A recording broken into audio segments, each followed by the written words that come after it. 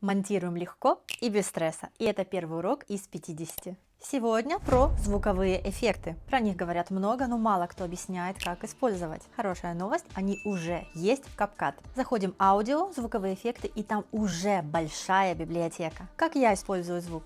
Между кадрами, для акцента на словах, на вставке поверх кадра. Важно, не добавляйте звук просто чтобы был. Быстрый тест. Если звук убрать и ничего не меняется, значит он там не нужен. И почти всегда я уменьшаю громкость, чтобы звук не перекрикивал голос. Оставайся, впереди еще 49 уроков для легкого создания контента.